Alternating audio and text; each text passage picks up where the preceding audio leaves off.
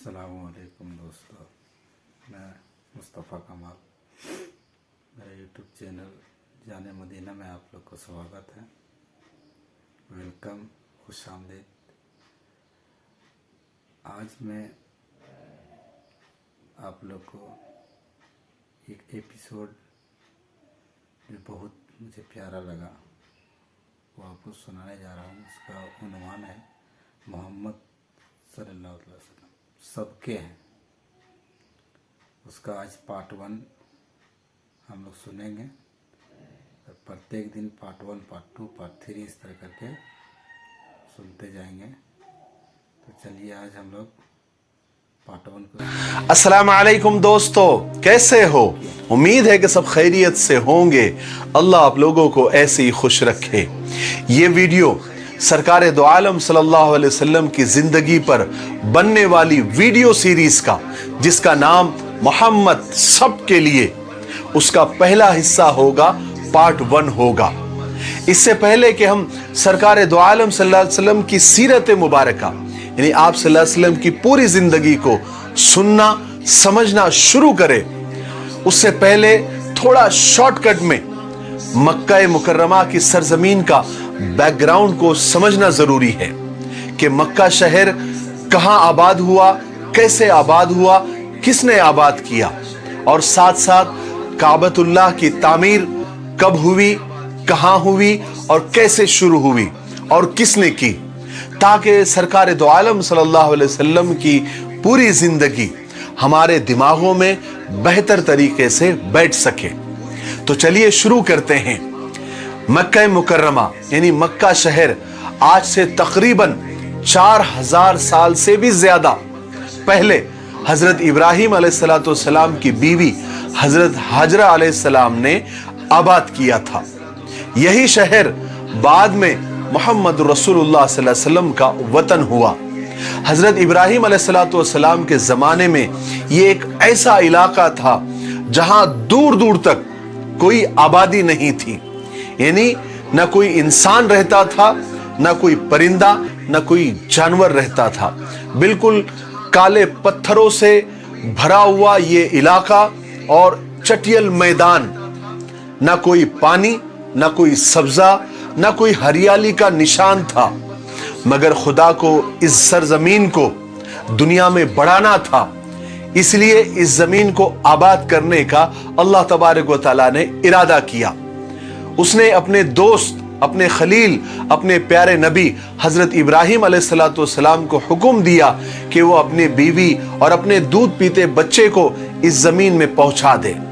हजरत इब्राहिम अलैहिस्सलाम ने अल्लाह के हुक्म के आगे सर झुकाया और अपने बीवी बच्चों को इस वीरान और चटियल मैदान में पहुंचा दिया।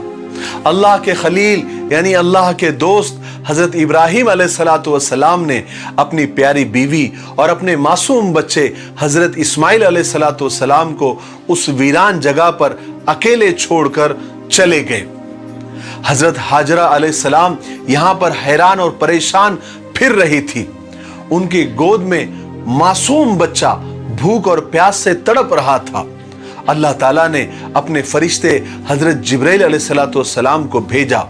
जिस जगह आज काबा है उसके करीब हजरत इस्माइल अलैहिस्सलाम जहां प्यास की वजह से अपनी एड़ियां रगड़ रहे थे, अल्लाह के हुक्म से वहां पर पानी का चश्मा उबल पड़ा। यही वो चश्मा है जो जमजम का कुआं कहलाता है। इस तरह खुदा ने इस सूखे और बंजर इलाके में पानी का इंतजाम कर दिया और हजरत हाजरा और उनका बेटा हजरत इस्माइल अलैहिस्सलाम यहां सब्र और सुकून के साथ रहने लग गए। फिर क्या था, यहां पानी को देखकर परिंदे आने शुरू हो गए। हर वक्त परिंदों के झुंड वहां पर उड़ने लगे। इत्तेफाक से उस जमाने में एक काफिला वहां से गुजर रहा था। वो काफिला एक कबीले का था। वो कबीले का नाम बनी जुरहुम था, जो पानी की तलाश में इधर उधर भटक रहा था। उसने परिंदों के झुंड को उड़ते हुए देखा तो समझ गए कि यहां कहीं पर पानी मौजूद है और ढूंढते ढूंढते वो उस कुएं के पास पहुंच गए। हालांकि ये वाकयात बहुत लंबे हैं, لیکن یہاں پر آپ صلی اللہ علیہ وسلم کی سیرت بتانا مقصد ہے، اس لیے میں یہ سب واقعات پر شارٹ کٹ میں اور مختصر انداز میں بول کر گزر رہا ہوں۔ اس قبیلے والوں نے یہاں آ کر دیکھا تو کیا دیکھتے ہیں کہ ایک اکیلی عورت اپنے معصوم بچے کو لیے بیٹھی ہوئی ہے۔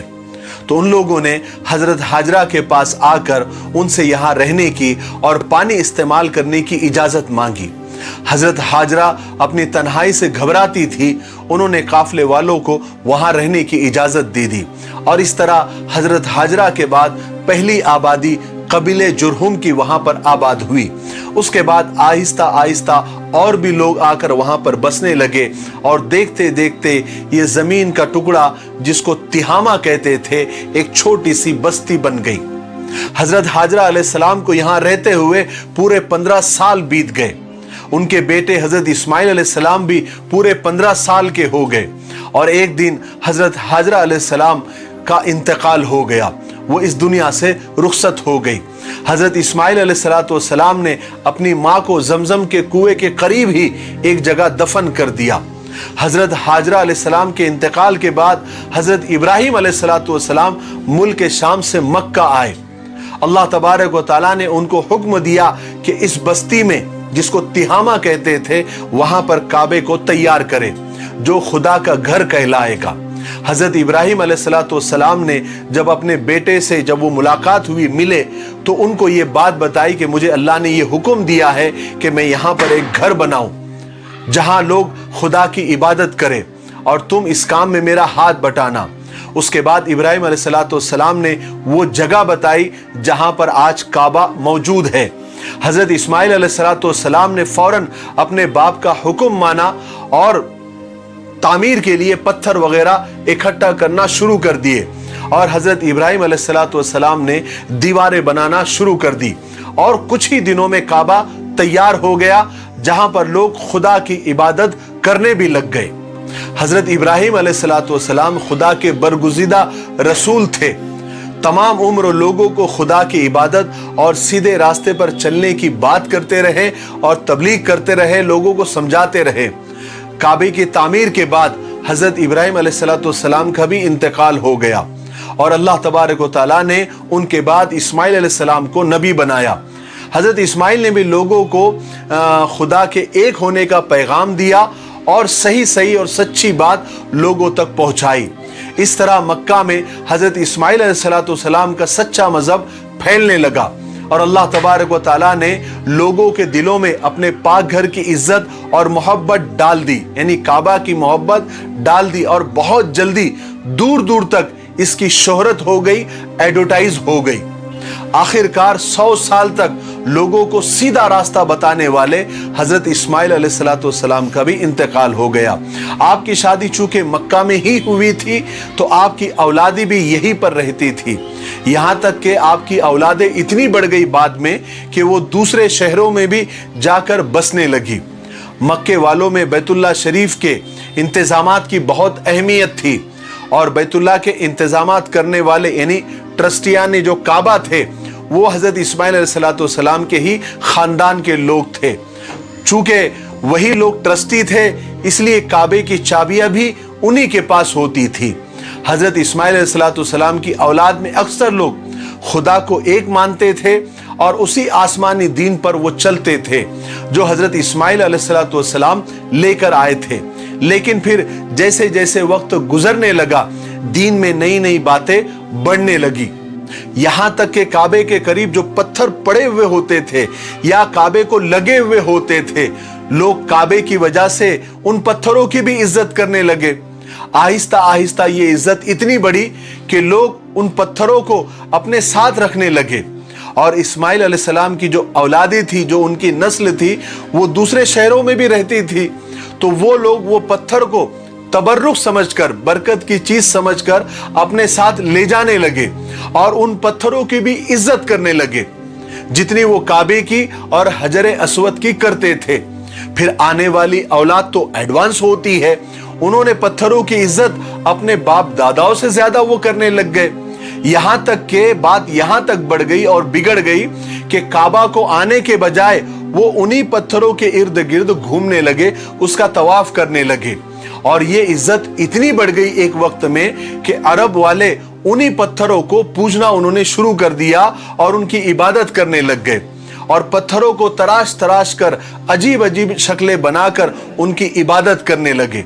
اور اس طرح عرب میں بت پرستی کی یعنی بتوں کو پوجنا اس کی شروعات ہو گئی اور لوگ حضرت ابراہیم علیہ السلام اور حضرت اسماعیل علیہ السلام کا دین تقریباً بھول ہی گئے.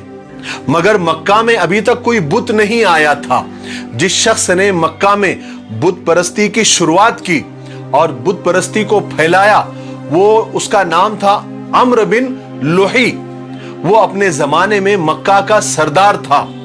ہوا یہ کہ وہ ایک دفعہ اپنا علاج کرانے کے لیے ملک شام گیا جہاں اس نے لوگوں کو پتھروں کو اور تصویروں کو پوجتے ہوئے دیکھا تو اسے وہ طریقہ بہت پسند آیا اور وہ وہاں سے ایک بت لے کر مکہ میں آ گیا اور اسے بیت اللہ میں یعنی کعبہ میں رکھوایا.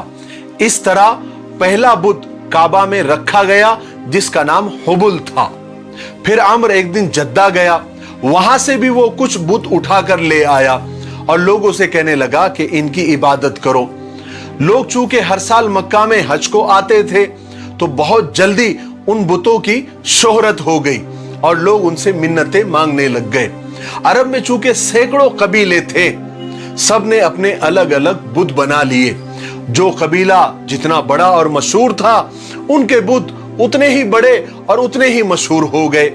مکہ میں سب سے بڑا اور مشہور قبیلہ قریش کا تھا. ان کے بت کا نام حبل اور عزا تھا. اور دوسرا جو مشہور قبیلہ تھا وہ طائف کا تھا جس کا نام ثقیف تھا, قبیلہ ثقیف, اور ان کے بت کا نام لات تھا. اس کے علاوہ اور بھی بہت سارے بت تھے جن کے نام آصاف, نائلہ وغیرہ ایسے کچھ تھے. اس طرح خدا کا گھر بتوں کا اڈا بن گیا. اسی طرح بت پرستی کرتے ہوئے صدیاں گزر گئی, لوگوں کے ذہن بدل گئے. اب وہ کھلم کھلا بتوں کو پوجنے لگ گئے, مگر پھر بھی اتنی بت پرستی.